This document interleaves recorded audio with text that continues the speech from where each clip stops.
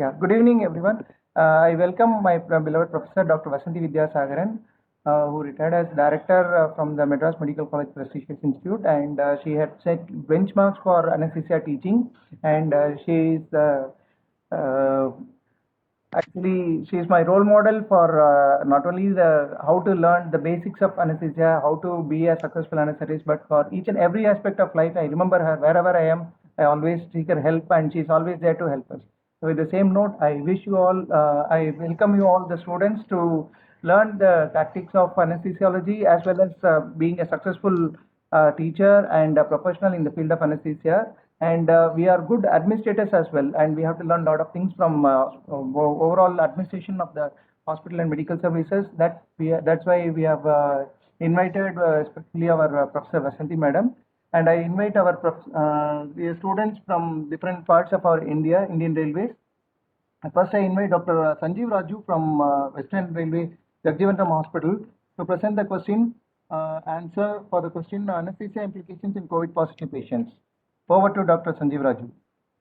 Okay, sir.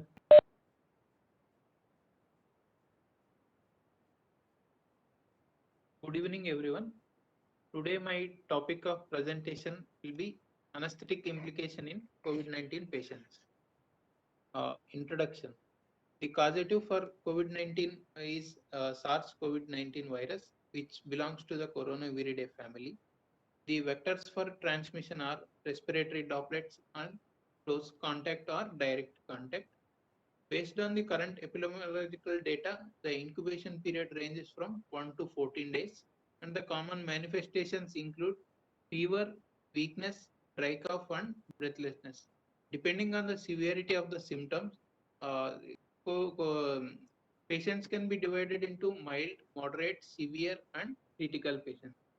Um, Mild patients being with signs and symptoms of COVID-19 without the shortness of breath and dyspnea, and moderate being the evidence of lower respiratory tract disease on clinical assessment and with oxygen saturation more than 94%, and severe being respiratory rate more than 30 per minute, and saturation maintaining below 94% at room air, and with the presence of lung infiltrates in more than 50% of lung field, and critical patients being the presence of respiratory failure, septic shock, and multi-organ dysfunction. In order to prevent these post-op complications in this patient, the elective surgeries can be postponed. That depends upon the severity of the disease. Although most patients infected with SARS-CoV-19 do not develop fatal or critical illness, even mild patients may have long-term health consequences. Recent study by Lancet found that previously hospitalized patients for COVID-19 experience among previously hospitalized patients, 76% experienced at least one residual symptom for 6 months after diagnosis. This can be termed as post-COVID syndrome, and the complications can be range from fatigue or myalgia, sleep difficulties, meal disorders, palpitations, tachycardia, decreased appetite, taste disorder, and dizziness, vomiting, diarrhea, rash, headache, or low-grade fever. Uh, so, with all the complications, the patient being posted for operation theatre, the following perioperative considerations should be taken. These are the following perioperative considerations according to system-wise. Pulmonary considerations during surgery. The COVID-19 may cause long-lasting pulmonary injury in patients who initially develop mild respiratory symptoms. A study showed among the patients who were not on the oxygen when they were hospitalized for COVID-19, 22% of them showed impairment in the diffusion capacity on the pulmonary function test 6 months after infection with COVID, and they have also performed below the normal on 6-minute walk test. And respiratory system evaluation can be done during the pre-anesthesia checkup by asking whether they have whether they were on O2 during the hospital admission, or by getting their 6-minute walk test, and also from the basic test like chest X-ray. If any chest X-ray showed any infiltrates or any residual changes, further investigation by HRCT can be advised, and also a chest physician opinion can be taken. Depending on the severity of the respiratory diseases, sometimes the type of anesthesia can be changed. That depends upon regional anesthesia or general anesthesia. If a patient has to be operated on general anesthesia, the preoperative spirometry exercises and nebulizations are advised to improve the lung capacity. And then the cardiovascular consideration. SARS-CoV-2 virus is associated with significant cardiovascular effects. Among the 20 to 30% of the hospitalized patients, they have showed acute myocardial injury and potentially leading to dysarrhythmia and ischemic or non-ischemic cardiomyopathy. The acute cardiomyopathy involvement is associated with worse clinical outcomes in COVID-19 patients, but chronic cardiovascular effects also of COVID-19 may also be significant. A study by Huang et al. Found that 4 to 10% of patients reported chest pain and 9% of the patient experienced palpitations after 6 months of COVID-19. And these signs reflect that there is a myocardial fibrosis or inflammation. So, as anesthesiologists, we must be vigilant of the possible cardiac dysfunction prior to surgery. So, to prevent the intra-op complications, surveillance should be done by during the pre-op evaluation by basic tests like ECG, and if the patient has severe or disease during COVID, the patient we can also opt for echocardiogram. Um, Next, the neurological considerations. The neurological manifestations of COVID-19 range from dizziness and headache to encephalitis, seizure, stroke, and demyelinating polyneuropathy. SARS coronavirus 2 is also known to cause a loss of smell, taste, and these symptoms reflect the direct injury to the olfactory nerves. And the neurological sequelae may persist beyond the acute illness. And the loss of smell was experienced by around 11 to 13% of patients even after 6 months. And these patients should be evaluated for the peripheral neuropathy. In such patients, anesthetic management should be like in patients who present with other neuromuscular disorders. And judicious use of neuromuscular blockers and quantitative monitoring of the neuromuscular block reversal should be done during the surgery. And avoidance of regional anesthesia may also be advised in some patients. And renal consideration. Moderate to severe SARS-CoV-2 infection is frequently associated with acute kidney injury. The mechanism of acute kidney injury in SARS-CoV-2 patients include pre-renal impact of the systemic inflammation and direct renal epithelial injury via angiotensin converting to enzyme receptor.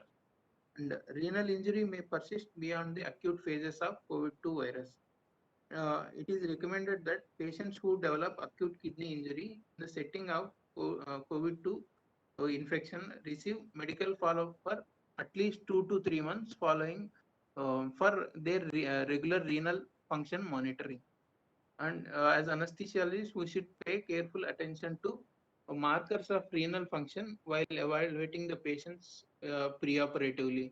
These include blood urea nitrogen levels, creatinine levels, and during the intra period to further prevent that acute kidney injury, nephrotoxic agents should be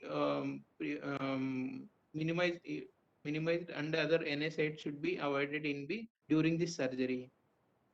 And hematological considerations.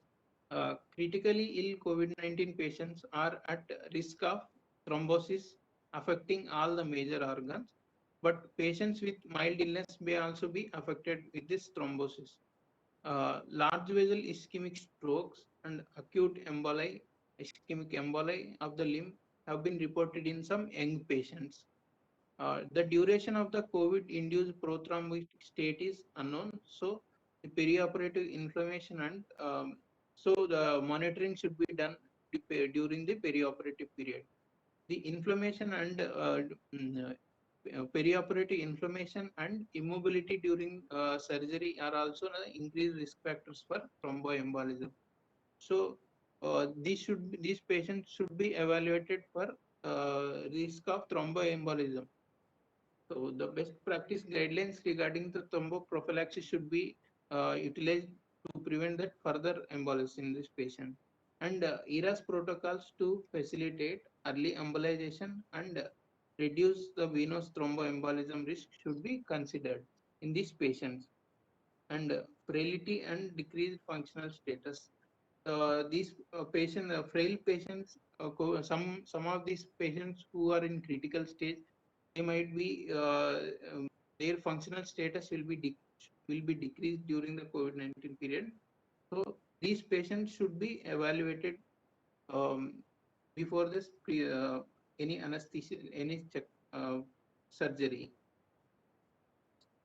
Study showed that 59 to 80% of the previously hospitalized COVID-19 patients experienced fatigue and muscle weakness even 6 months after the surgery.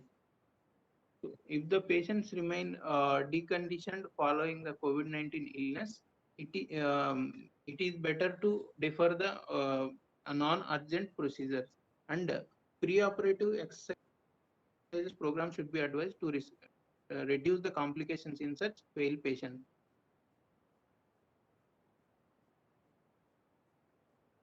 Dr. Sanjeev?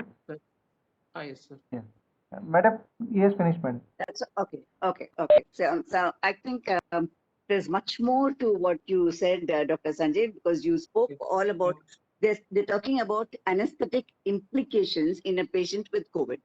You started off very well saying about, okay, you have to say a few words about causative factors, vectors, epidemiology, it's fine. And then you said about mild, moderate, severe, but I really didn't understand where you said about 94% saturation, 94% in severe. I don't think that's the right thing. And another thing is, if you're writing a theory paper, right? You're writing a theory paper talking about anesthetic implications in COVID. So you must have a lot of side headings. Start off with the side headings. Say, first you said, what you said in the beginning was all perfect. What you started off as a pre-op evaluation, 6-minute walk test, and then you as per HRCT, cardiovascular, all that is fine. But you're not even come to the actual point about COVID and anesthesia.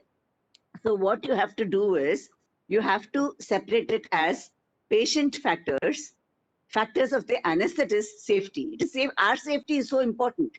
You not said anything about the PPT, about the thing, I mean, about PPE kits and how safety and negative and I believe your hospital was the first to install the negative pressure airway. So you must talk about the scavenging systems in the theater, about how you would airway management of a patient who's got COVID, where you have to give general anesthesia for suppose the patients come with a CVA and they're doing a thrombectomy on the thing, and you have to give a GA. So the airway management and reduction of the aerosol producing thing, those are the things which you have to highlight.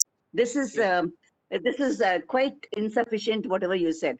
So that, and another thing which actually, if you look up at there's a site called WFSA, that is a World Federation of Society of Anesthesiologists. If you look at that, when you're about COVID and anesthesia, they're given, it's only the best papers that you can read for a postgraduate, because it talks about everything else. It talks about optimizing the success of a surgery of anesthesia. Then it says about personal protection. And then it says about, okay, there I am on 1 minute. Yeah. Okay. Yeah. So I thought I'll just see you straight and talk to you. And then you have the network connection. Okay. 1 minute.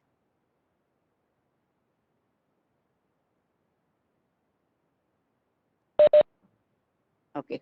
All right. And then it's not okay. If it comes that, then it's I have to stop the video. Yeah. There's something wrong with this thing. And then you have to talk about anticipate the need for airway equipment, airway adjuncts, how you would intubate this patient, how you would manage the patient, RSI, and emergency drugs, and what kind of thing you will analgesics. And these are the things which are important to us. How do you minimize aerosol generation? First of all, that you must highlight. You must say you have to pre-oxygenate with low flow oxygen. It should be for more than 3 minutes and low flow oxygen with 2 hands, tight seal. That is how you pre-oxygenate this patient. Next is avoid mask ventilation, but keep on asking the patient to breathe as long as he is on spontaneous ventilation. And before ventilating, you will inflate the endotracheal tube. Okay. Same thing about extubation. When you extubate, you won't, and you will try not to disconnect at any point of time. You will not disconnect and make sure that any of that comes out from the thing. And minimize coughing. Okay, make this very, very safe for the people around them, anesthetists first of all, and for everybody else. Okay. Then is preparation of OT personnel. Then what kind of a mask you will use? Whether you will use an N95 mask, whether you will use a respirator, whether you will use a complete PPE kit, how you would do that. Okay, that's something which you need to do. And then the OT must be prepared. And suppose you're doing more than one case at a time. What is the time between the 2 cases? But these are the things which are important to us. Of course, you spoke about regional, but you did not highlight what you would do. Okay, airway, 100% you must talk about airway. So that is something which you need to know. And you must say something about the gas scavenging system. You must say something about the gas scavenging system in the OT. Okay. And then, of course, you must say the PAPR, that is the air purifying respirator. No, you have to talk about that because that is something which is so important. And then you must say about the guidelines about the mask that we use, right? And then, and we have to see whether the patient is in the ICU or in the OT or the patient, and definitely no patient is going to be an outpatient when the patient has a COVID, except in a patient who is recovered from COVID and coming for a minor surgical procedure. So that doesn't come at all. So you must talk whether the patient is in the ICU or the OT, whether it's a minor procedure, major procedure, what kind of anesthesia will you choose for this patient? And you must talk about the workflow process. You must put signs everywhere as to how you will do it. Disposable, how you have to dispose, and how to dispose. Disposables are used, and when you use the disposables, how to dispose it. That is another thing. And another important thing is training the staff. All this must come as part of COVID and anesthesia. It doesn't stop with just a pre-operative evaluation and give regional anesthesia. It doesn't stop with that. Okay. And you have, at the most you will have is only about 25 to 30 minutes. So don't waste too much time and write only points. When you're writing theory, write only points. You don't have to write, this study showed that, Lancet study showed that, 2020 showed that, all that is not required. Just say it in points. Tuck, tuck, tuck, it just go in points like that. Then you must have drills. You must have drills that you must talk about the drills, and you must have multidisciplinary drills, especially the nurses and the boys, because they don't understand as much as you do about the spill, about the aerosol producing things and all that. So we have to have a drill to train them. That's very, very important. And then the resources, you have to manage it's all this is part of us. Like Samacha said at the beginning itself, how the whole thing falls on the anesthetist, right? We kind of manage the whole show. So you have to take that into consideration. And then, of course, there is something which came in and went off is the intubation box, which you don't have to talk about it, but definitely you can mention. You can mention all, what you have to do is, you can mention all the safety features that you would do for a patient who needs intubation, right? So you will start by saying, this is how you will mask ventilate. This is how you will use a thing. This is how you will protect yourself. This is how you will connect and you intubate. You don't intubate and think. And then the monitors, how to clean up after that. And then you have to see whether these are high-risk procedures and we are taking up a patient with COVID positive or a patient who's been cured of COVID, or whether the patient is suffering from long COVID, you know. So those are a different entity altogether. When the patient is coming in with COVID, and every patient who has a fever, who has a cough, who has anything, is considered to be a patient with COVID.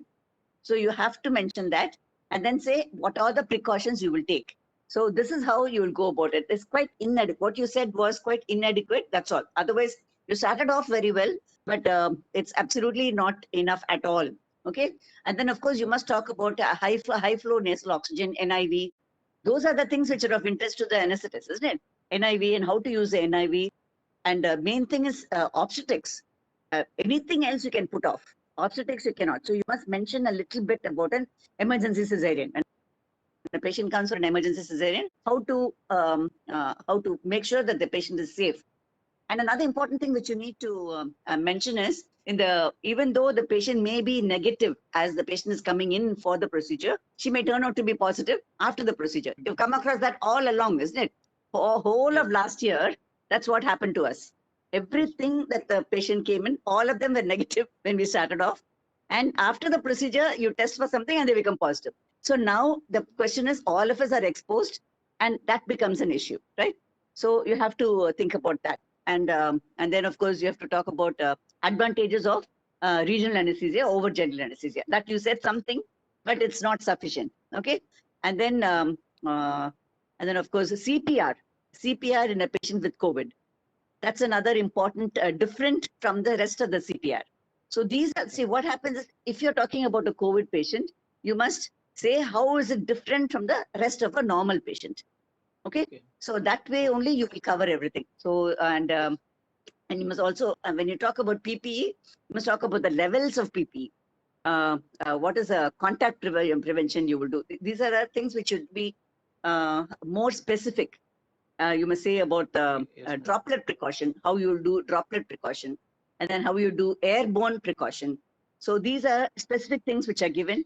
And then, of course, the equipment and transfer of patient. At the end of the surgery, how do you transfer the patient from the OT to the either to the post-operative ward, to the ICU, whatever it is. Okay.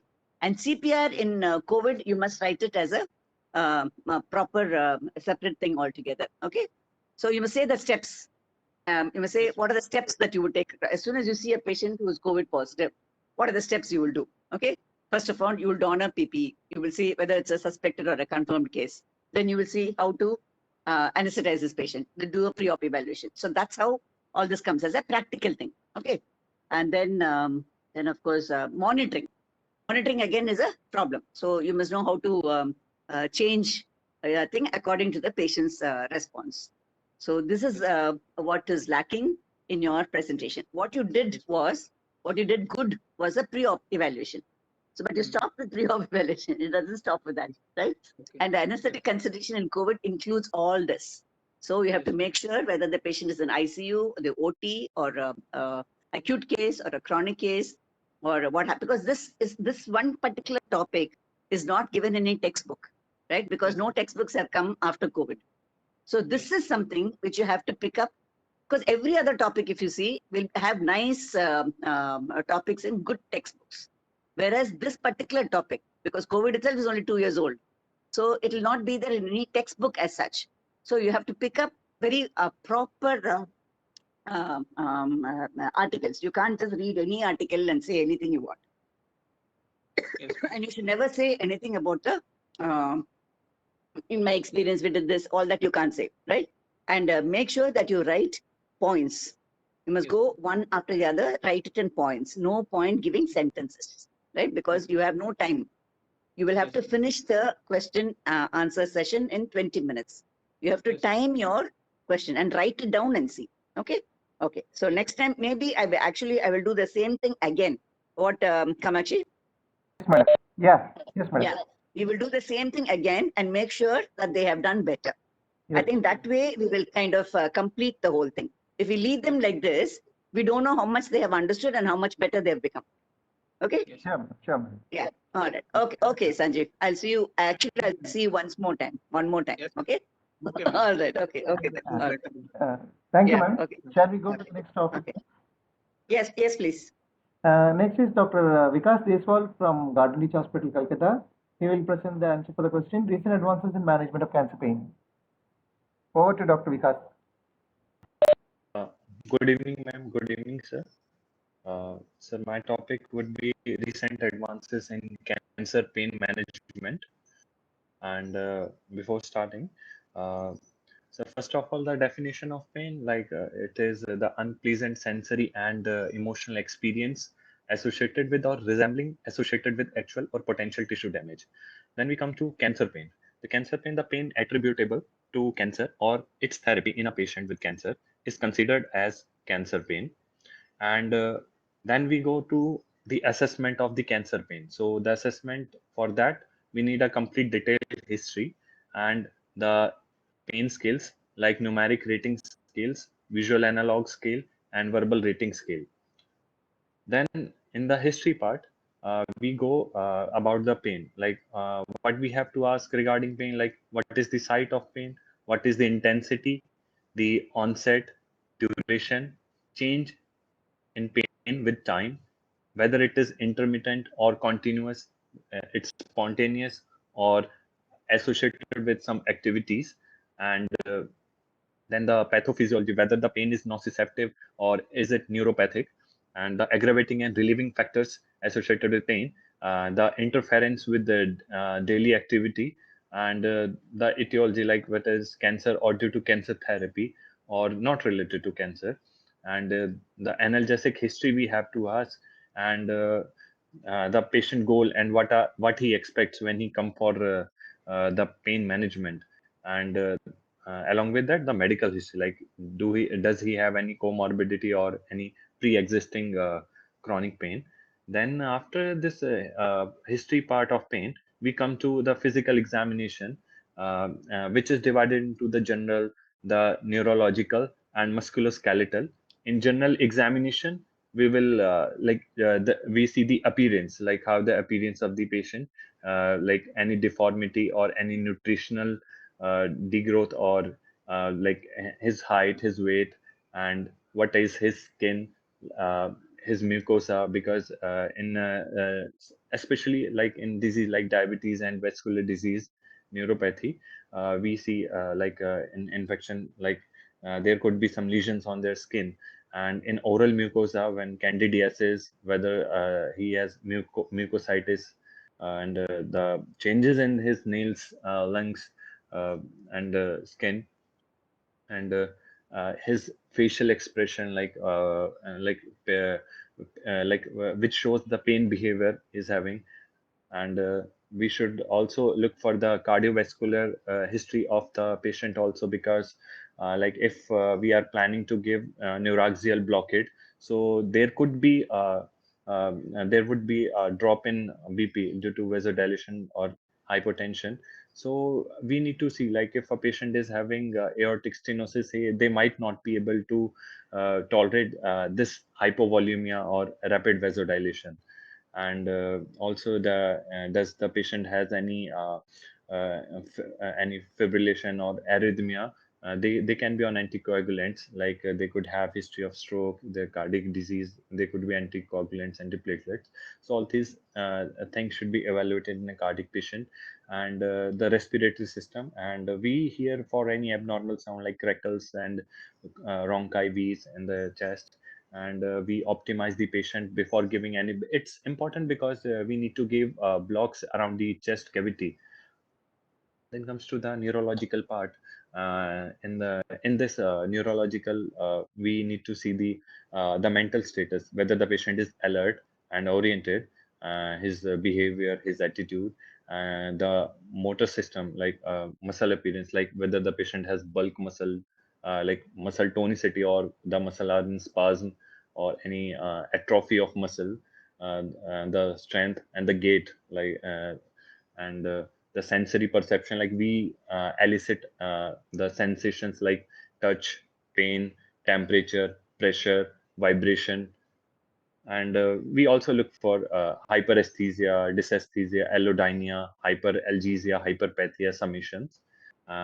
We check for deep tendon reflexes, and look for Babinski also, and Hoffman, like Babinski for foot, just to see the upper motor neuron lesion is having, and all the cranial nerves.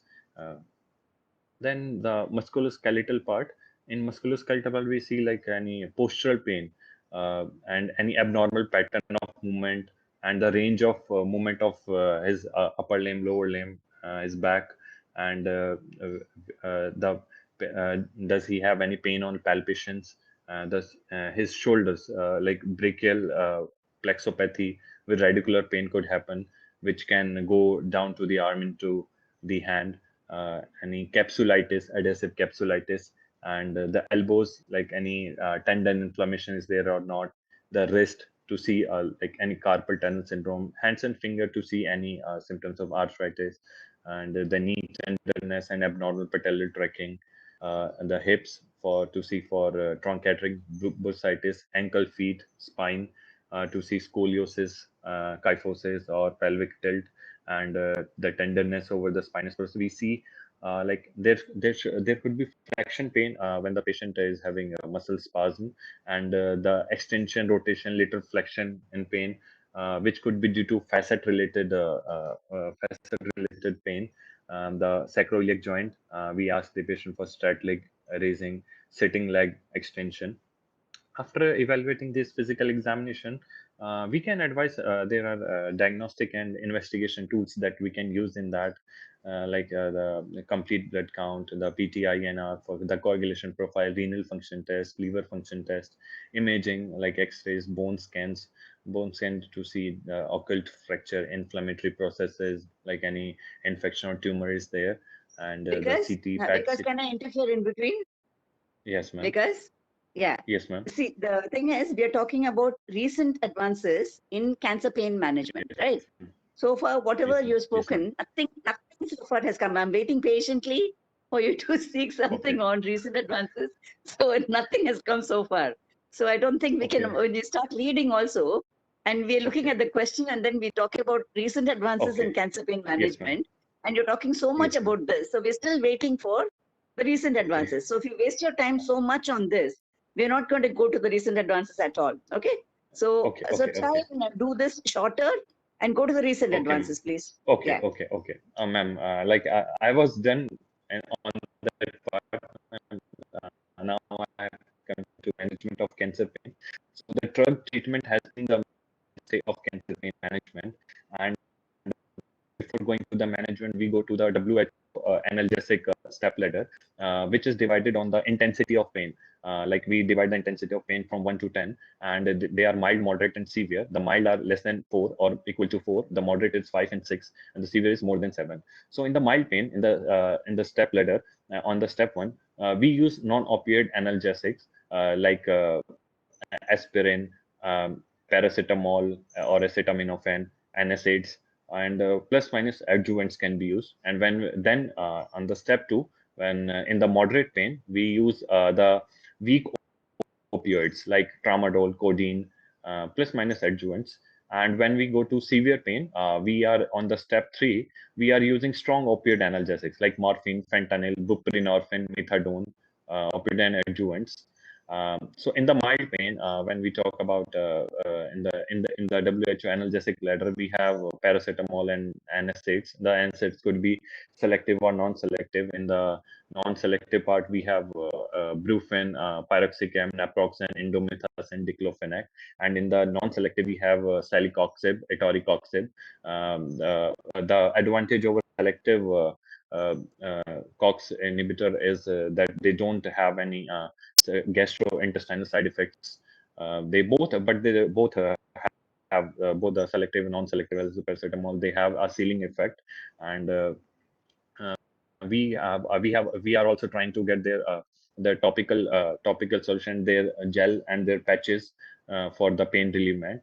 And in the mild to moderate category, we have tramadol, which is a new opioid receptor agonist, and serotonin non-adrenaline receptor reuptake inhibitor, and we have codeine, which exert analgesic effect when metabolized to morphine, and we have the step 2 weak agonists have a therapeutic ceiling effect also, and if they fails, then we the European guidelines are saying that we should go for low dose step 3 opioids, like in this category also. Then we when we reach to the moderate to severe pain, we have morphine, which is a mu receptor agonist, and it is metabolized to other intermediates like M6G, M3G. They have their analgesic potencies, some as well as the side effects like M3G. It has neuroexcitatory side effects and contribute and the oral route is the most preferred route while starting the the third category, the severe pain step 3 ladder. The oral route is preferred route, and but we can also go for intravenous and subcutaneously if the pain control is not managed with the oral route. Then we have methadone. Methadone is a synthetic opioid. It is agonistic on mu and delta receptors, and the side effect is that it can increase the QT interval. We have transdermal opioids like fentanyl, which is 100 times more potent than morphine. It has very large volume of distribution, take 8 to 16 hours before full effect.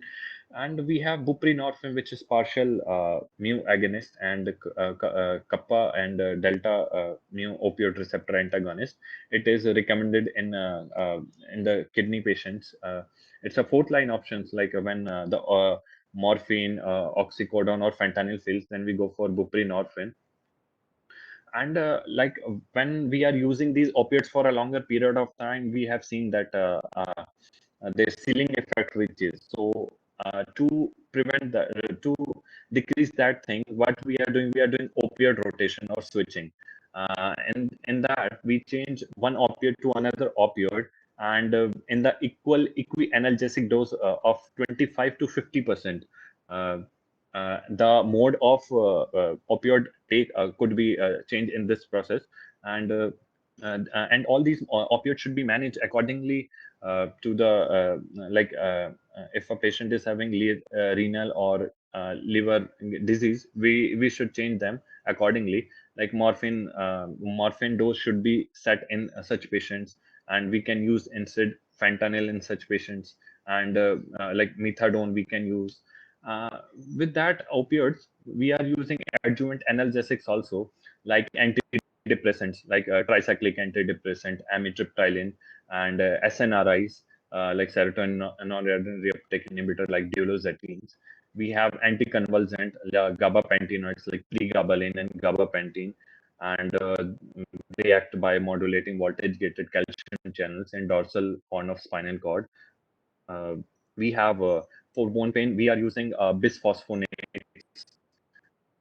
Like these are synthetic analogs of pyrophosphate in the bone matrix, and induce osteoclast apoptosis, and denosumab. We have Rankal antagonist like zoledronate, pamidronate, which prevent activation and survival of osteoclast. We have external beam radiotherapy for bone pain, and we are also using steroids like dexamethasone, the most studied one, which has is anti-inflammatory properties, and it provides pain relief from space-occupying lesions in different region, like in the brain or in the spinal cord, in the liver, or in the soft tissues. We have ketamine, the NMDA antagonist, which is indicated in pain, which is unresponsive to opioids, or when opioids tolerance occurs. And we have anticholinergic and somatostatin analog, like octreotide. These are used for colicky, GIT pain, and to decrease the secretions or the motility. But the thing is with opioids, we have some many side effects like constipation, nausea, vomiting, slow breathing, pruritus. The constipation is very common and easily seen. So for that, Because we one have minute, one minute. yes, ma'am. 1 minute. I like to because 1 minute. I'd like to interfere here again. Yes, Because ma'am. see, we are talking again. It is you're going off the target in a big way, because again the topic is recent advances in cancer pain therapy. So far, what you have said, the recent advances has come in only in the form of of course, WHO ladder. There is a small change from what was there earlier to now. That you mentioned. That was okay. But the rest of it is all what is already there. So what is recent about the cancer pain management now? Of course, now you're getting into the octreotide, the ketamine, other things which are coming in. Of course, dexamethasone, all that is something new. But you're talking about constipation, all that really doesn't make any sense when you're talking about cancer pain, recent advances in cancer pain management. The topic is not cancer pain management. The topic is recent advances in cancer pain management. So what you're expected to say is, first of all, you talk about assessment of cancer pain. how cancer pain is different from rest of the pain, general pain, surgical pain or something, a traumatic pain or something. So you first say how cancer pain is different from the rest of it, right? So you see an overview, you write an overview of the cancer pain syndromes and how it is different, okay? Then you talk about the general principles, because I'm not able to sit through this. That's why I have to interfere in between, because you're Yes, not going to the recent advances at all. So that's why I need to talk in between. And then you talk about opioids. Of course, opioids, definitely any kind of opioids that you have to use, to oldest to the most recent opioids, of course, you will talk about. Okay, then you will talk about the rest of it. Okay, so please go to the recent advances, because ma'am. Ma'am, like to counter these ma'am side effects also, like we have started using some new drugs, ma'am, like lubiprostone, linaclotide, and prucalopride, to increase the the gut motility and the fluid production, and the different way of transferring opioids, like oral to IV to epidural and intrathecal also, to decrease the total opioid consumption. And we have intrathecal pump and epidural infusions for that thing. And uh, ma'am, I have found only this much. I don't have more. okay, suppose you're the examiner, right? You're the Yes, ma'am. examiner, right? I'm the student, right? And I'm saying all Mm, this. When a topic mm, has come as recent mm, advances in cancer, how would you feel? mm. How do you think you will react? You think it's enough, or you think you've gone off the target?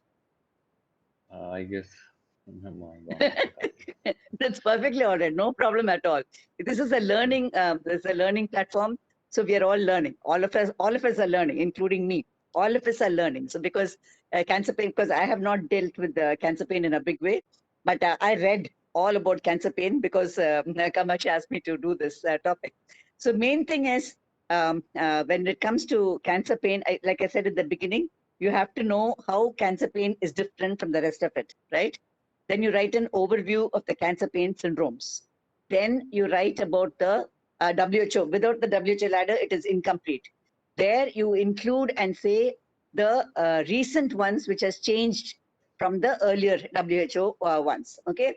Then you talk about the newer opioids. Definitely newer opioids and other things are there. What kind of opioid is used. You can definitely mention a little bit about the side effects, because newer drugs are used for side effects more than mm, the thing. So that you can definitely mention. That is okay. Then you must definitely talk about uh, um, uh, interventional therapies. Cancer pain okay. interventional therapy is the big thing now, isn't it? Everywhere people Yes, are ma'am. doing pain management and everything because they want to go and give blocks, right? Because that's your hand is itching to go and give Mm, blocks. So ultrasound guided blocks and things like that, you have to mention, and what kind of cancer, and the pain is, if it is due to chemotherapy, what you would do. If it's due to radiotherapy, what you would do. And then if it's a surgery, what you would do for that. And then adjuvant analgesics. The co-analgesics is what has mm, changed the whole thing in this thing. Um, and the newer opioids, of course, you not mention the newer opioids, you have to mention that. And then interventional therapy, like I said, you have to do about the interventional therapy. Another important thing is now what they always talk about is the management of acute pain in the patient who's been using opioids chronically. Okay. And using it for non-cancer pain when they get cancer pain, how you would go and interfere and what you would do for that. And then, of course, palliative care. Lot of recent advances have come for palliative care and supportive therapy, rehabilitation therapy.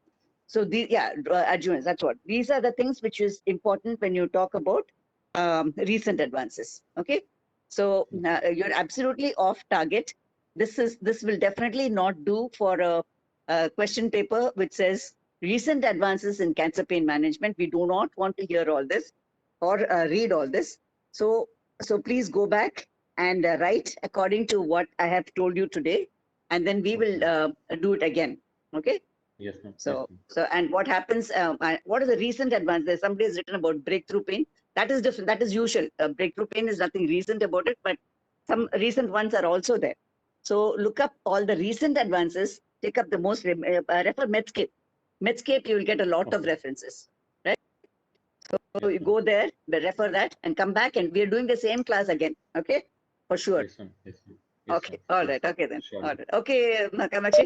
Yeah, thank you, ma'am. Thank you. Thank Okay. you. Vikas. All right. Can we go to the next topic, madam? Yes, please. Yeah, thank you. Now I invite Dr. Pratik Shukla from North Frontier Railway, Maligaon, Guwahati, to present his answer for the question BAIN circuit and closed circuit compare and contrast. Over to Dr. Pratik Shukla. Hello, good evening, ma'am. Ma'am, my topic for today is comparing BAIN circuit with closed circuit. To begin with, anesthesia circuits are the means to connect between the anesthesia workstation and patient, and they serve the purpose of ventilation by providing oxygen and anesthetic gases and removing the carbon dioxide. Now going into comparison, I have compared making a table. So I'll be going side by side. BAIN circuit is a modified Michelson D type of circuit and it has a coaxial arrangement, and it was first introduced by BAIN and Spuriel in 1972. While closed circuit around 1980s, the Dutch physio company Harlem of Netherlands introduced the first commercially available closed circuits, and it had a separate inspiratory and expiratory limbs and carbon dioxide absorber in the expiratory limb. Now going back to BAIN circuit, the configuration of BAIN circuit mainly contains of three components: coaxial tubing, reservoir bag, and an APL valve. While the configuration of a closed circuit contains carbon dioxide absorber, corrugated tubing, a Y-piece connector for the patient, and two unidirectional valve, one inspiratory and one expiratory, fresh gas flow inlet, a reservoir bag, and an APL valve. Now going into each component's description. In BAIN circuit, coaxial tubing, the length of coaxial tube is around 180 centimeters, but it can be increased up to 270 centimeters or 540 centimeters depending on the usage. So longer the tube of coaxial circuit, higher the compliance, and thus tidal volume is decreased than expected, and also PEEP and resistance is also decreased now during spontaneous ventilation. In coaxial system, the inner tube carries fresh gas flow, that is inspiratory gas, and it has a diameter of 6 mm. While the outer tube is corrugated and it is a 22 mm diameter, and it carries both inspiratory and expiratory gases. You're not, Pratik, you're not very clear. Can you speak louder, please? Yes, ma'am. Hello, ma'am, it's better now. Is it better now, ma'am? Hello. Yeah, it's better. It's better. It's better. Yeah. Yes, ma'am. So continuing with the BAIN circuit's configuration, reservoir bag which is present in the BAIN circuit, it is at the machine end of the circuit, and it is made of anti-static rubber, plastic or latex-free rubber, ma'am. Usually the capacity of uh, reservoir bag is 2 liters for adults. And it can be decreased according to the weight. And if it is removed, then patient breathes directly from fresh gas flow. Thus, fresh gas flow will have to match the peak inspiratory flow rate, that is around 30 liters per minute, which is very difficult to achieve. Therefore, a reservoir bag is a must in BAIN circuit. Bag serves purpose for accommodating the fresh gas during expiration and subsequent inspiration, to assist or control the ventilation, and to assess the breathing pattern of the patient. And the third component of BAIN circuit is APL valve. It is a one-way valve. It is adjustable because it's a spring-loaded valve, and it is positioned away from the patient, near the bag. And fourth use of APL valve is also that we can attach a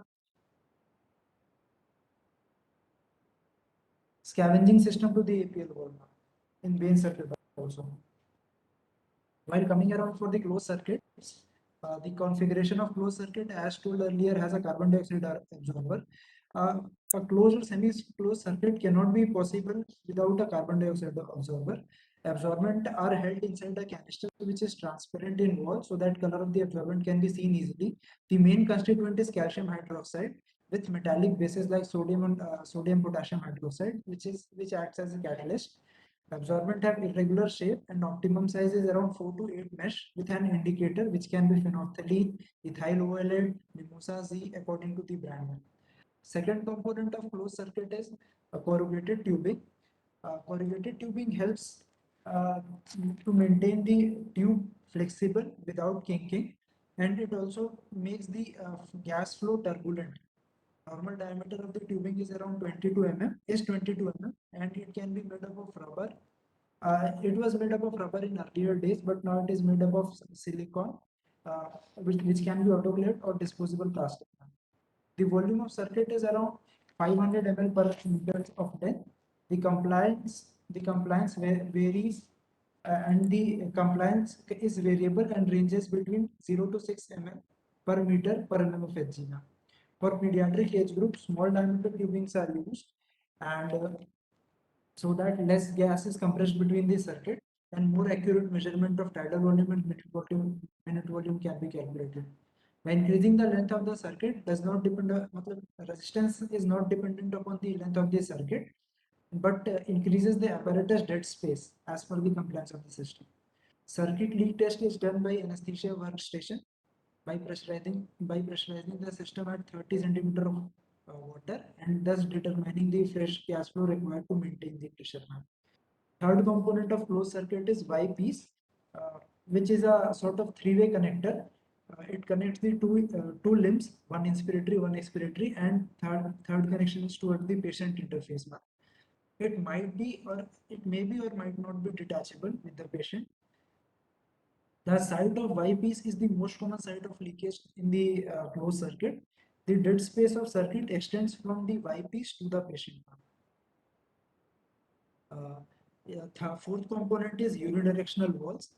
In closed circuits or circle systems, two unidirectional valves are present, inspiratory valve and expiratory valve. Inspiratory valve opens with inspiration and closes with expiration, while expiratory valve opens with expiration and closes with inspiration.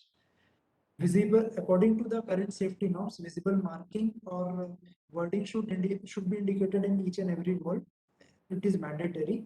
The most common used valves have disc on knife shaped edges, which is encased in a dome. And this disc is made up of hydrophobic plastic so that it does not stick due to the moisture present in the gas pump. These valves have low resistance and high competence. That means they open at very minimal pressure, that may be around 0.3 mm or 0.3 millimeter of water, and close rapidly, and thus functioning to be a unidirectional and avoiding any backflows.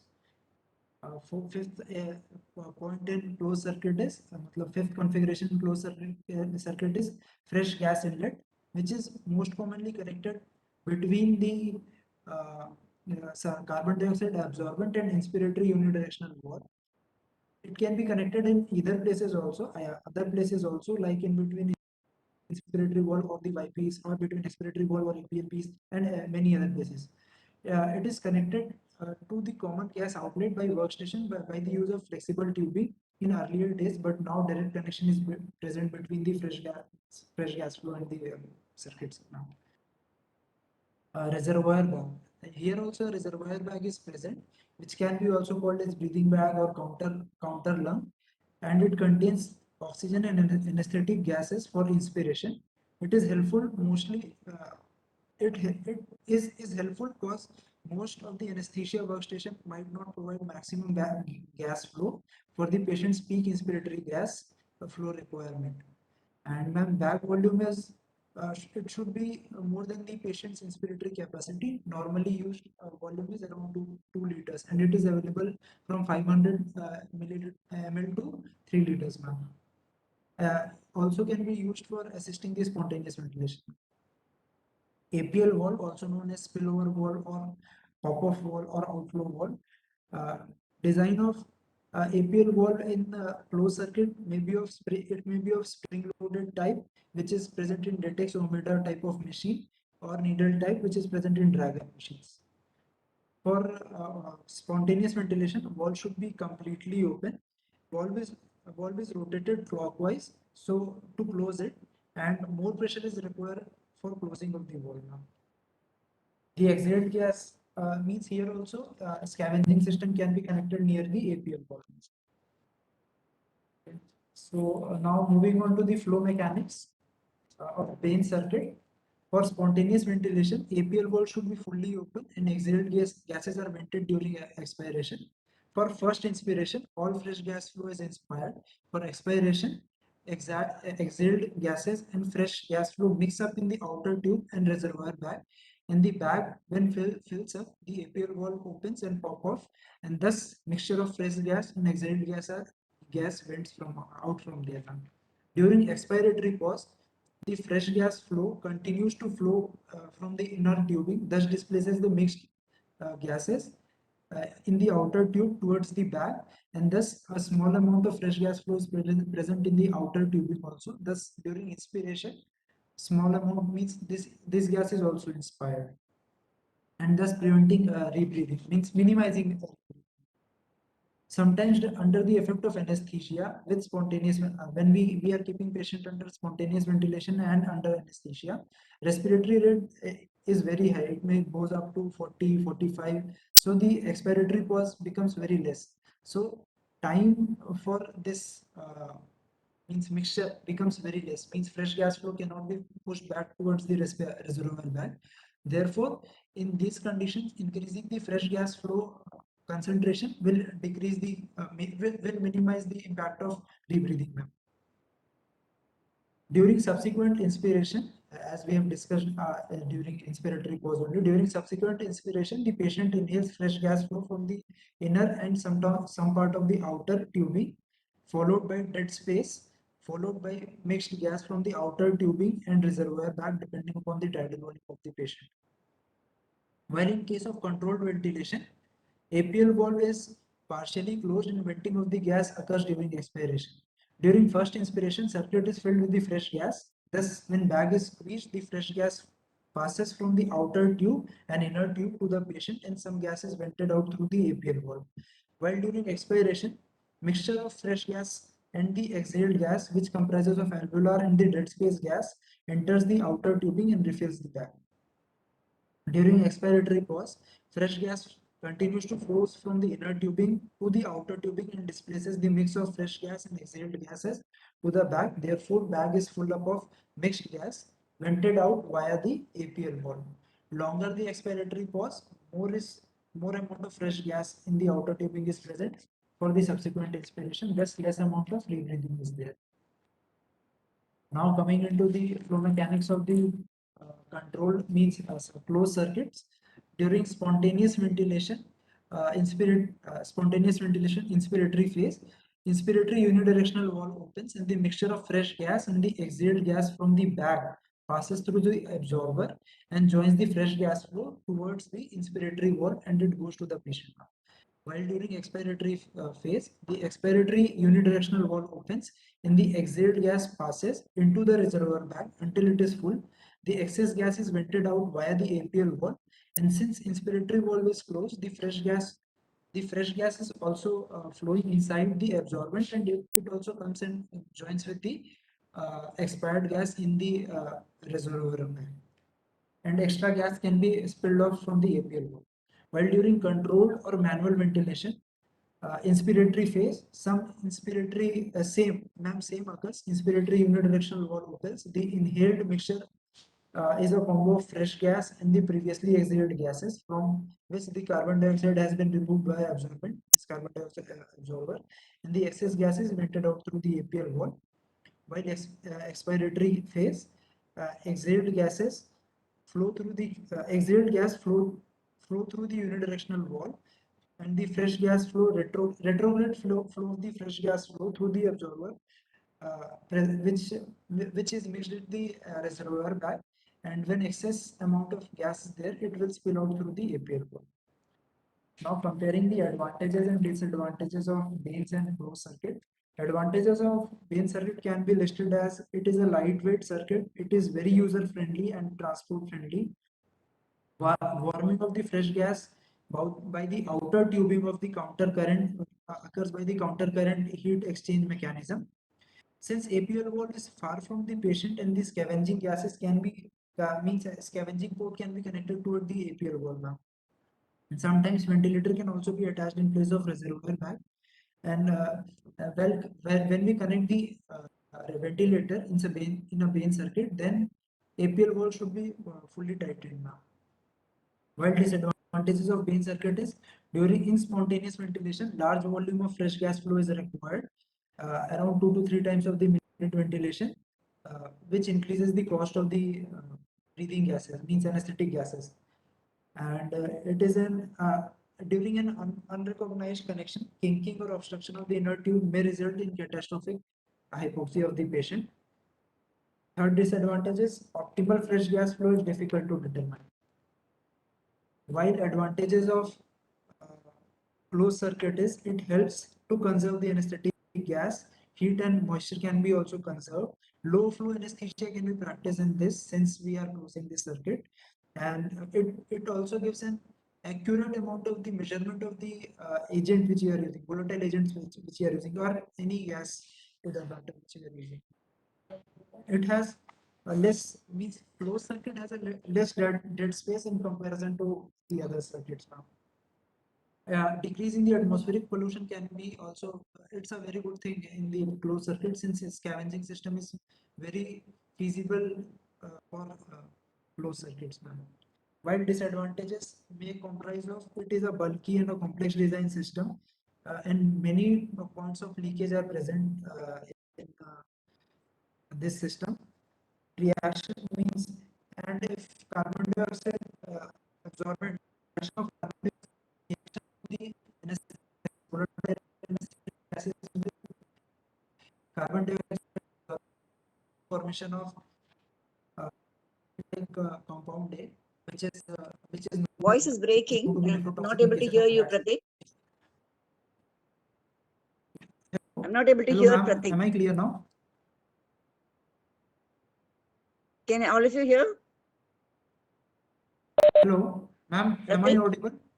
Am I audible, ma'am? Now it's better. Okay. Sir. Hello? Yes, ma'am.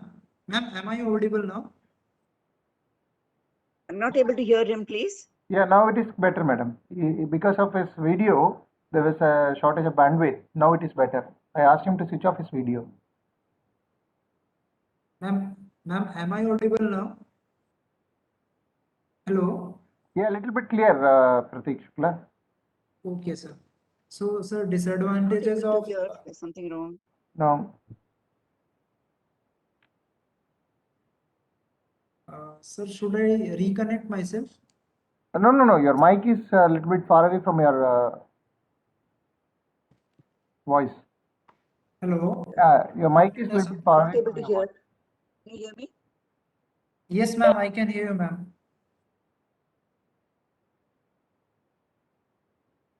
Can you hear me?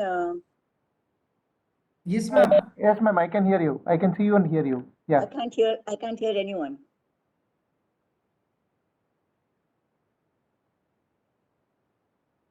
You can put off your video, madam, so that bandwidth will be accommodating more volume. Hello? Can you hear now, madam? Can you hear now?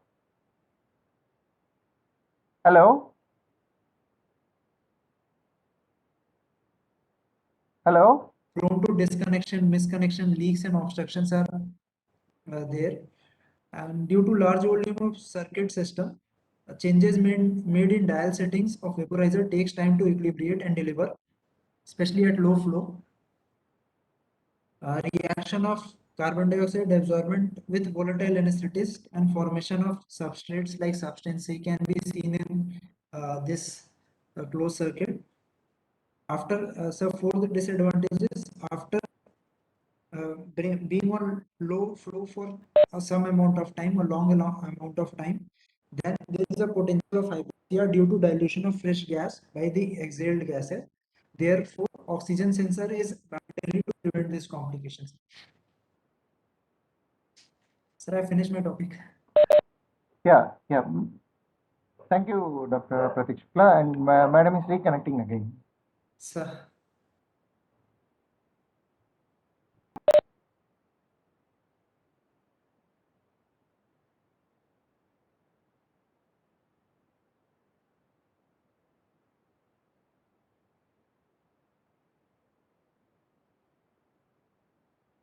job. He started off with the components of both the circuits, of the BAIN circuit as well as the closed circuit. He did mention most of it, he mentioned. And of course, he said about the APL valve being near the bag and about the scavenging systems and all that. And of course, disadvantages, he did mention about disconnection, all that he did. But use of controlled ventilation with the BAIN circuit, the main advantage of using a BAIN circuit is using it for controlled ventilation when you don't have soda lime, and mainly for neurosurgical procedures. I think that part of it he didn't kind of get, because the recent ones don't say it in a big way. So, but what you have to remember is in neurosurgical patients where you have in a remote center or other places where you don't have the workstations, and you will come across all this whole of India, wherever, anywhere in the world, actually, you come across all this. And the BAIN circuit will be very useful for controlled ventilation if you do not have soda lime. That's one thing which you need to mention. And of course, you mentioned about flow dynamics. I think we did a great job about the flow dynamics of BAIN circuit and closed circuit, and he brought out all the points there. And about the recent one, what you can say in this, what you can add is, in the closed circuit, you have a lot of newer techniques where you have the CLADS and all that, which you cannot have in the older system. This is, of course, compare and contrast closed systems, but in the closed systems also, there are newer ones. So you could mention, you could say a few, since you've done so well, you could also include that. And of course, you spoke about low flow anesthesia. And when you speak about low flow anesthesia, you would definitely talk about humidity. Actually, it's another important thing about closed circuit is the preservation of heat and humidity, because you can give humidified gases, isn't it? Whereas when you use, of course, in BAIN circuit, you don't allow rebreathing. And when you don't allow rebreathing, obviously, you're giving dry gases. So humidification is something which will not be so effective as in a closed circuit. Even in closed circuit, if you use it for too long, again, humidification is a problem. The best humidification you get is in a very old system called the waters canister. It's a to and fro canister, and there you get the best humidification. Of course, it has its major disadvantages, and so it is not being used nowadays. So I think he brought out most of the, I think, about components, flow dynamics, advantages, disadvantages. Have you have all the diagrams there, Pratik? Did you do it with your diagrams? Pratik, where are you? I lost my connection. Sorry, ma'am. Sorry, ma'am. Yeah, okay. Did you have the diagrams for the closed circuit and the BAIN circuit? Yes, ma'am. I do have. You did the diagrams. Okay. So you must present it with the diagram.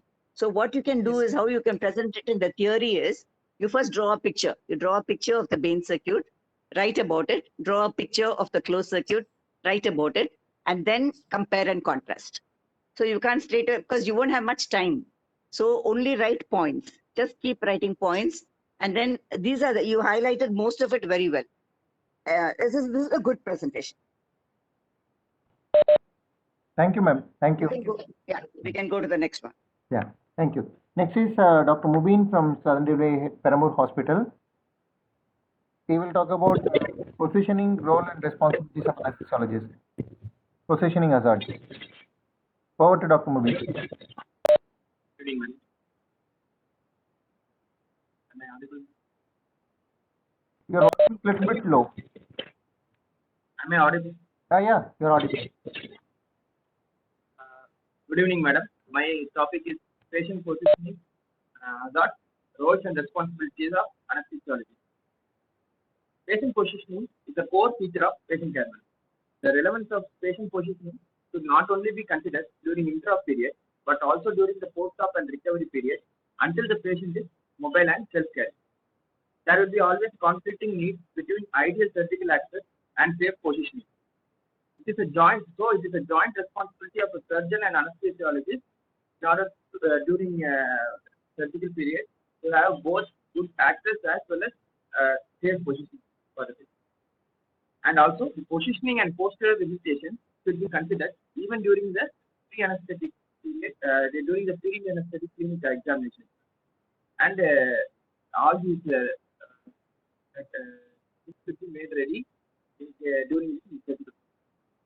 There will be there are certain general complications with any positioning. With any positioning, these are usually done because the patients are either usually under general anesthesia or the part of the body is immobile due to regional anesthesia. So all the responsible for positioning should be taken over by the staff in the intra period, and they should understand their role. They should secure the IV line, urinary catheter, monitoring equipment, endotracheal tube for safe shifting and positioning of the patient. After repositioning of the patient, there should be a checklist to check the ABCs of the positioning, such as airway, where you will check the vacancy and correct position of the endotracheal tube or supraglottic airway devices, whichever is. And deep, where ventilation is checked by satisfactory pulmonary compliance, auscultation to ensure bilateral equal air entry, and monitoring of adequate ventilation via pulse oximetry with saturation probe and capna-cap with trace and shade. Next is the circulation, where monitoring is done for heart rate, blood pressure, and ECG, and the IV access should be easy to patent and accessible throughout the surgical period. And other D&E, disability or neurological, where you will secure the eyes and other neurovascular structures, and it should be properly protected and padded. And last, it is where all cables, catheters, and electrodes should be made accessible and patent. The next common complication in any position, peripheral nerve injury, which is the second most common cause of injury during the intraoperative period. There are 4 underlying pathological mechanisms behind this nerve injury, such as stretching, compression, generalized ischemia of the nerve, and certain metabolic derangement, such as long standing diabetes. It should be also we should also identify and note preoperative neurological nerve diseases if any. And even though many causes have been identified, in less than only 10% of the cases, a proper cause can be identifiable for a peripheral nerve injury. Next is ocular injury. Even though it accounts for less than 0.1% of injuries during positioning, but the spectrum of injury ranges from a simple mild discomfort to a permanent disability such as loss of vision. The most common ocular injury is corneal abrasion, which is either due to direct trauma such as drapes and mask, and it can be exaggerated in a patient under general anesthesia due to lack of blinking and decreased facial tear protection. And in certain positions, such as in those cases of prone position, the patient will be resting his head on a headring or horseshoe headrest. But if there is an undue pressure, if the headring is not positioned properly, and there is an undue pressure over the eye, and the pressure will, and if the pressure is more than the retinal arterial pressure, this can lead to retinal ischemia and lead to permanent post-operative vision loss. Coming to protecting from ocular injuries, eye tape is much better than applying eye ointment in case of preventing eye injuries. Next common complication can be pressure source on the pressure point. This is due to undue or increased pressure and on a relatively small part of the body surface.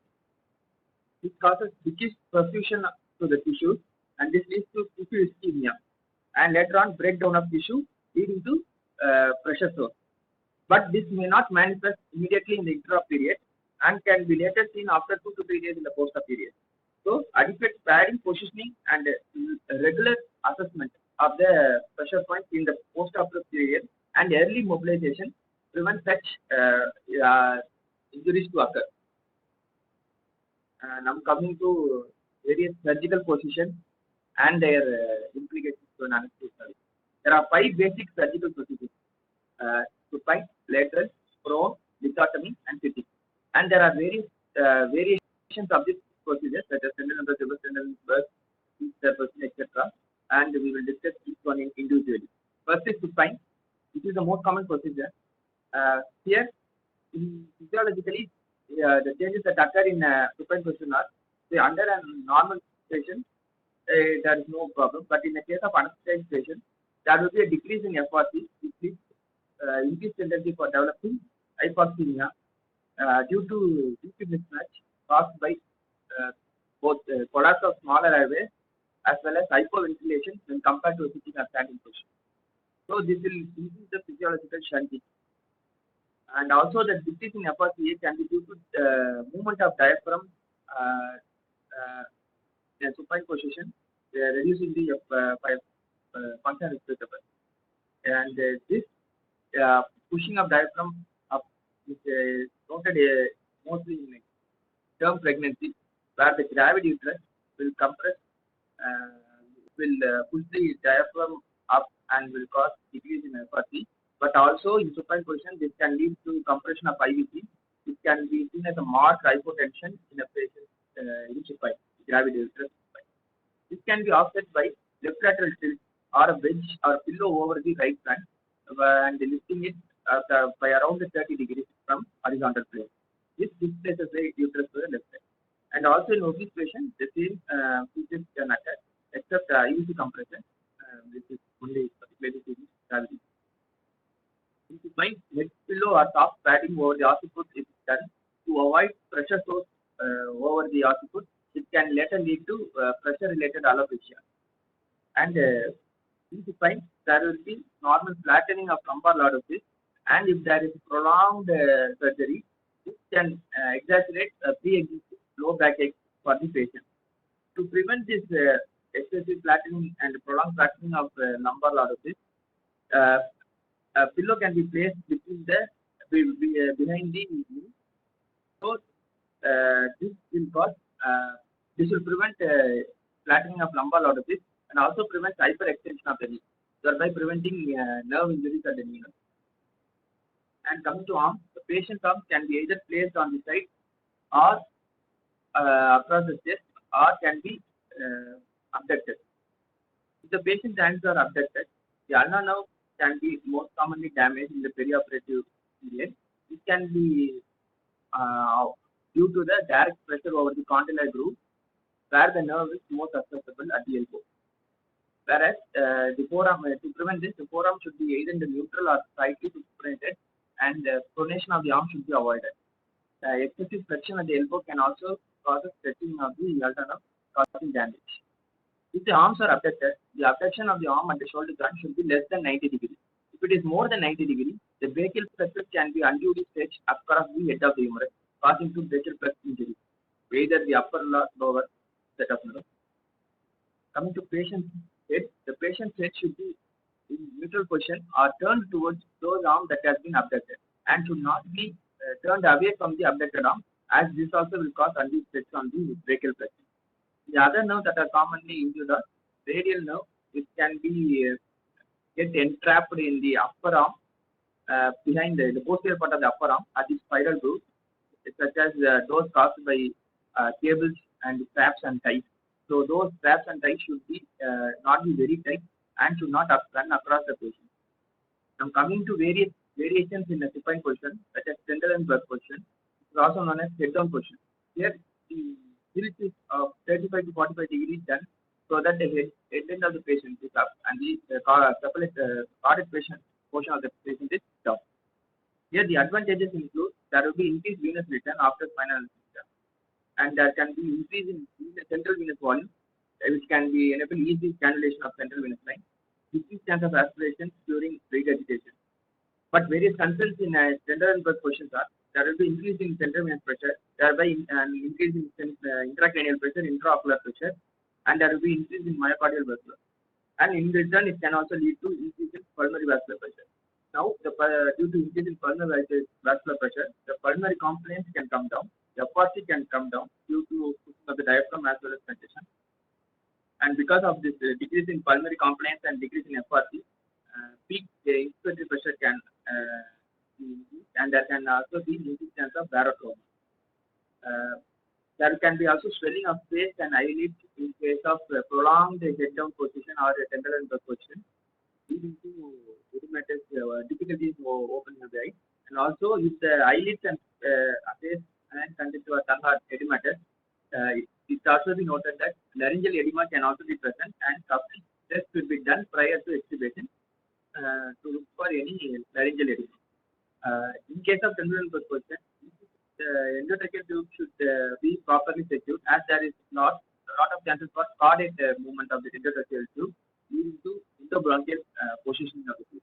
So after the positioning of the patient, the air entry should be checked bilaterally to prevent this mishap. And also in tendon position, patient slipping out of table is also possible. So proper strapping should be done so that the patient is securely attached to the table. Then coming to reverse Trendelenburg position, here it is opposite to Trendelenburg, where the head is the cephalate position is up above the horizontal plane, whereas the caudate position is down below the horizontal plane. It's usually used in head and neck surgery and also in laparoscopic cholecystectomy. Here the venous return is reduced, so hypotension sets in. So for every decrease of 2.5 centimeter, 2.5 centimeters above the heart level, there will be a decrease of 2 mm of H2 from the mean arterial pressure. So this should be noted, as that can lead to cerebral hypoperfusion in this patient. But compared to supine, there will be increase in capacity, functional capacity, and lung components also increase. And the same for complications such as slipping of the patient, general position, possible in reverse central. Coming to second question, lateral position, usually done for surgeries of the back, abdomen, chest, and especially in head and neck surgery, a modification of lateral position such as fork bench position, where the head is tilted. In the patient is in lateral position, the head alone is tilted with face facing downward by 10 to 15 degrees. Challenges include difficulty in IV access, monitoring access, and airway access.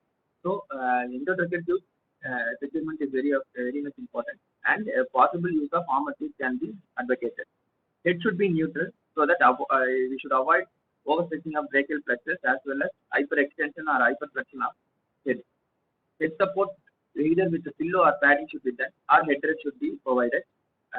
But it also be mentioned that the ears on the lower end of the patient. For example, if the patient is in left lateral, the right left lateral, the left ear should be padded properly so that it doesn't get compressed unduly due to lateral position. Arms are usually forward and flexed. A chest roll is placed between the dependent arm and under the upper thorax, so that there is a incidence of neurological injury in the axilla, especially axillary nerve injury. And the upper arm is placed in the supporting gutter or U-bend armrest, and it is allowed to lie over the flexed arm by hugging a pillow. If the upper arm is placed without proper padding, there is a high chance of getting radial nerve injury to the upper arm by compression of the supporting gutter or U-bend in the spiral groove of the humerus. IV lines and the blood pressure cuffs should be placed over the uppermost arm whenever possible, and pulse oximetry on the dependent arm, as this can be used as an indicator for adequate limb perfusion in cases of to detect incidence of limb ischemia in the dependent arm. The padding at pressure points such as hips and pelvis should be done, and also between the knees to prevent injury to the common peroneal nerve and the saphenous nerve. Common peroneal nerve can be affected in the lower limb, and saphenous nerve can be affected in the upper limb and lower limb due to undue stretch over the. In lateral position, patient should be stabilized. Compared to other patients, here the back of the patient is easily mobile, and he or she may roll over. So to prevent this, we should be stabilized with a curved back plate or an anterior pelvic strap, position strap, and other prevention methods. What the various physiological changes that can occur in lateral position are the dependent lung will have more perfusion, and the non-dependent lung will have more ventilation. So there will be a mismatch itself. But in case of a spontaneously breathing patient, in case where we have given only regional anesthesia and patient is in lateral position, the dependent dependent lung will have both good ventilation and perfusion compared to non-dependent. The lower limb is flexed and the upper limb is kept straight. And variations in case of lateral position are, in case of nephrectomy, there will be flexed lateral decubitus position, wherein a break is applied, breaking of the table is applied just below the iliac crest, just above the iliac crest, and acts as a good position. Coming to next position is the nephrectomy position. Here, patient is supine, and the hips are flexed at 80 to 100 degrees and slightly abducted at the leg for 30 to 45 degrees to expose the perineum for surgery, especially for hernia surgery. The incidence of nerve injury is less than 2%, but the position of legs should be symmetrical. Each leg should be symmetrical to one another. Legs and feet are either placed in a stirrup that support the whole upper part of the lower extremity, and adequate padding should be given at the pressure point. Legs are raised, positioned, and lowered slowly and simultaneously. One leg should not be moved separately from the other. It should be always simultaneous. Various physiological changes that occur in lithotomy position are, here preload will increase, and because more venous return will be there, and the increased cardiac output, thereby increased central venous pressure, leading to increased intracranial pressure. Lung compliance can decrease.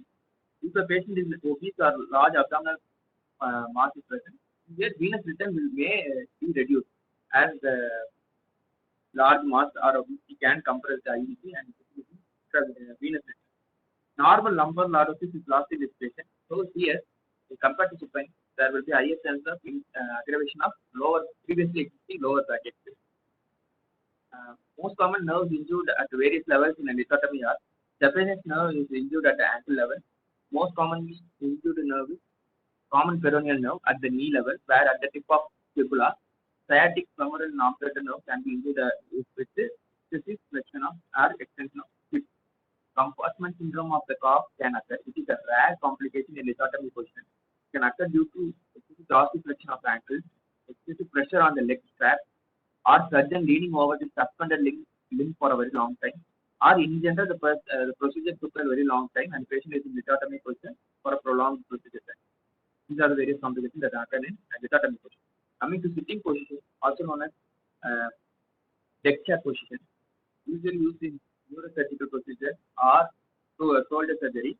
Here the advantages are there can be decreased blood loss, decreased incidence of facial swelling, decrease in intracranial pressure, intraocular pressure, and increased ventilation for the patient. But that disadvantages include there will be venous return, and the decrease this causes hypotension and can also lead to cerebral perfusion. In case if the intraarterial line is used, here the reference point is shifted from to the external auditory meatus. If in case of non-invasive blood pressure is monitored, as mentioned above, every 2.5 centimeters above the heart, the MAP falls by 2 mm. Here the hips are flexed, legs are elevated, and compression stockings are done to prevent decreased venous flow. The more likely complication that can occur in a sitting position are venous air embolism. It can occur up to 25 to 75% of neurosurgical procedures in sitting position. It can manifest as hypoxia, hypotension, cardiac arrhythmia, and cardiac arrest. If the patient is having right to left shirt, it can also present as a paradoxical embolus, and it is contraindicated in patients with perforation, cerebral ischemia, patent foramen oval, cardiac instable patients, and in patients with extreme subfield. The patient in sitting position has excessive neck flexion or extension, brain stem or cervical spine ischemia is positive. And excessive flexion can lead to neck venous congestion, leading to facial swelling and edema. Hence, a 2 to 3 finger breadth of cytomental distance if the patient is positioned in a little flexion at the neck. Various modifications of sitting position of Fowler's and semi-Fowler's used in orthopedic and neurosurgery. Last position to discuss is prone position. There are various stable systems and mattresses available for prone positions such as Ontario mattress, Wilson Fritz, Jackson spinal table, etc. Many neurological spinal surgeries and those patients in prolonged ICU setup, the refractory hypoxemia, such as in ARDS, are placed in prone position. Here, the patient is allowed to lie almost flat without abdominal compression and the head and neck resting in neutral position. Face is kept in a soft setting with no pressure on eyes and neck. Example is a market. There is a prone view, soft head ring that can be used. When neck flexion or neutral neck should be kept neutral to the spine. Pendulous structure such as breast and male genitalia should be properly padded and avoid compression. Then arms can be either placed by the side of the body or can be kept away from the body in abducted position. Shoulder is kept with a small degree of anterior flexion, abducted and externally rotated to 90, and so that no pressure is placed over the axilla. Elbows are padded, hands and forearms are pronated. It can also be placed. Hands can be placed in the abdomen should be freely hanging. In case the abdomen is compressed, there will be increase in intra-abdominal pressure, leading to IVC compression, venous cava compression, leading to decreased venous return and decrease in cardiac output. Also, there will be increase in transdiaphragmatic pressure, leading to decrease in thoracic compliance, decrease in functional restive capacity, and in consequence will raise the peak inspiratory pressure and so abdomen should be kept free. It should be mildly flexed, and also the knees also should be mildly flexed. If hips and the knees are if there is undue pressure in the hips, there can be instance of lateral cutaneous nerve of thigh being paralyzed. If properly positioned, there will be increase in functional capacity, leading to good ventilation per system, and improved in weak ventilation per system ratio. Hence, it can also be used as a treatment for refractory hypoxemia, also in early ARDS. The disadvantages for this procedure is it requires constant monitoring and requires multiple steps to pronate the patient as well as deprone the person. There is high incidence of endotracheal tube migration. Hence, it's a classical indication for armored tube, and it should be properly secured in the Hello? Hello? Yes, madam. Mine is gone again. Oh, God. Madam, we are able to hear you, madam.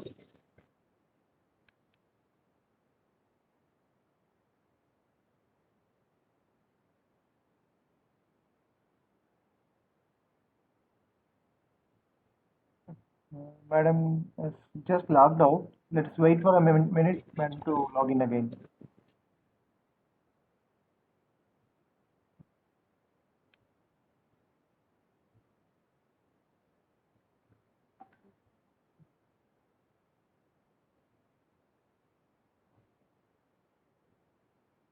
Madam is gone again.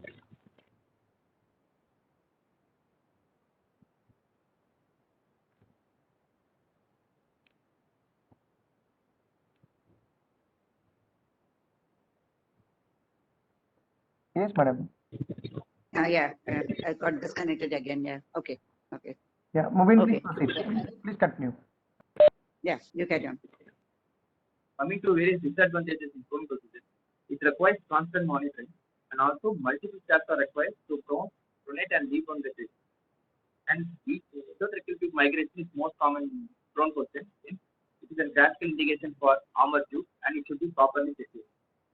And giving cardiopulmonary resuscitation and re-intubation in the prone position is difficult. Moreover, ocular injuries, as mentioned previously, can occur in prone position is more common. Due to venous condition, face swelling can usually occur in prone position. Proper eye padding as well as positioning of ETQ is necessary in prone position. These are the various positions and hazards in patient position. Coming to summary, here the role of anesthetic should be from the pre-anesthetic care, so that both intraoperatively and postoperatively required various positions and complications should be in the back of the mind of the anesthetic. Also, the various positions will also have physiological effects. So, sound knowledge of the various physiological effects various positions will be useful during surgical procedures. Also, various surgical techniques will also add upon the various physiological changes that occur in surgical procedures, such as in case of general number posture, the patient is also undergoing laparoscopic surgery. We should also keep in back of the mind that apart from the changes that can occur, the physiological changes that can occur during positioning, can also be added up by the surgical technique of laparoscopy. Patient positioning can be helpful as a way of giving a safe anesthesia to a patient.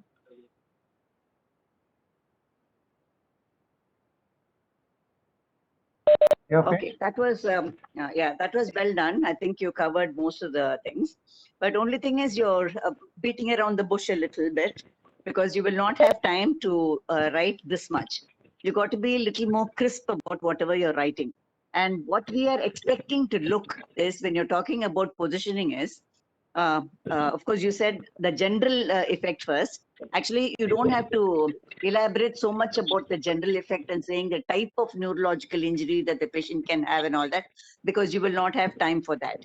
So straight away you can jump into what are the positions that we normally have. What for? Basically, we position the patient for the surgical axis, isn't it? So you can do each of the position. You can do a supine. In the supine, you can say position for thyroid surgery, position for ear surgery, position for head and neck surgery, position for orthopedic surgery, things like that. So when it comes to that, of course, you say about the changes in the, basically you can write a big tabular column and say changes in the cardiovascular system, changes in the respiratory system, the pressure points, and what are the complications, how to prevent, how to treat. So that way, if you look at it, for every position, that is what is required. You just say why we are doing that position, what can happen when you do that position, how will you prevent it. Basically, it's only for prevention.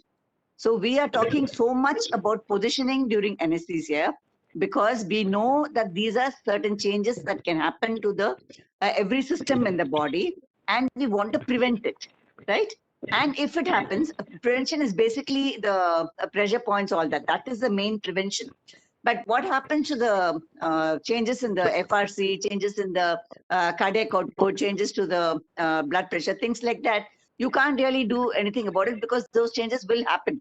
But you have to make sure that the patient doesn't decompensate when you position the patient. So that is how you have to approach a patient with poor positioning. Of course, it is very interesting about you talking about obstetric positioning during thing. It is, of course, supine hypotensive syndrome and positioning. It's very, very important. It's good you brought that out. And another thing which you said about the Trendelenburg position is the laryngeal edema, which is so important, especially when they're doing a laparoscopic hysterectomy. When they do a TALH, what happens is, especially if the patient is obese, right? The whole thing gets exaggerated. The whole problem and complications of everything gets exaggerated when the patient is obese, right? So you have to keep in mind about that. And then you must also include about increase in the intracranial pressure when there is a steep Trendelenburg for a very long time. Of course, you brought out about the laryngeal edema, which is a very, very solid point, which practically all of you must keep in mind, because you should never be in a hurry to extubate a patient after steep Trendelenburg position for a long time. Very, very important. Okay. So that part of it he brought out very well. Of course, prone position, he said all the points without any issue. I think most of the points he covered, but only thing is it was kind of slightly beating around the bush, and it would have been much easier if you're very crisp and to the point. Say prone position, tack, tack, tack. These are the surgeries that the patient comes on prone position. and then this is what happens. This is what happens to the eye. This is what happens, like that. Instead of going on and on saying the same things over and over. Because you said in general, you said so much about everything else, isn't it? You said about the pressure point. You said about the eye. You said everything. Then you're saying the same thing again when it comes. You will not have time. When you go for an exam, you will not have time for all this. So you get the practice of writing. Actually, none of us have the practice of writing, isn't it? We hardly write any notes. Even when we see patients, we hardly write any notes. We all have a printed chart form. Everywhere we just put either you put a dot or you put some column, and that's it. That we are done. We don't write anything. So the practice of writing is gone. So what you have to do is take the question paper and give the allotted time, write it and see within that 20-25 minutes how much you can cover. And so if you know that, then you will know how you have to deliver only the important points. So that way you will score much higher than beating around the bush. Understand? So that way it was good. I think you covered everything. Only that was the only comment that I'd like to make. Thank you very much, ma'am. Yeah. Thank you. Okay. Any doubts from the participants? Any questions? Yeah, any questions, please go ahead and ask, and let's clear it straight away. I think the first two candidates will do it again. You can probably include 2 other topics for the next class. I will do the same thing for them again. Okay. So make sure that they do it well. And these 2 people need not do it again. We can ask 2 other people to have 2 different topics, 2 other different topics. Okay, ma'am. Okay. Yeah. All right. If there are no questions, any questions from the students, please?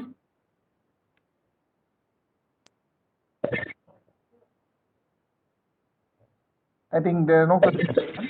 So thank you very much, ma'am, for the wonderful session, and it was very, very exciting to go through all the very latest and recent and uncharted areas of our question paper theory question paper areas like COVID and recent management in cancer pain. And you're rightly putting the students in the right track by giving certain suggestions to make it big in their theory exams. And very important, as you pointed out, it's that they go in for writing practice. We don't write anything in the case sheets or no notes, nothing. So exam writing becomes all of a sudden bolt from the blue. So it's important that, as madam has rightly pointed out, we all should get into the practice of writing theory question answers, at least few questions a week. Then it becomes very easy for us to appear for the theory exams. And I once again thank our Professor Vasanthi madam, and I congratulate all the participants for their wonderful contribution. I thank you all. Madam, with your permission, can we sign off this meeting, madam? Yeah. I just wanted to say that whoever been like all the 4 participants, all of you did well. It's just that whenever I say something here, it is only to make, this is a learning platform, right? So don't get disheartened, don't get dejected, don't say it. Just make sure that you do better. That's all. Okay, that is what we are aiming at. What we are doing is, as a teacher, as a thing, what we are aiming is, we want you to be the best, right? So don't get disheartened because I commented on the first 2, because it needs to be better. That's all. All right. Okay. All the best to you. Yeah. Thank you, ma'am. Thank you. Thank you, all the participants.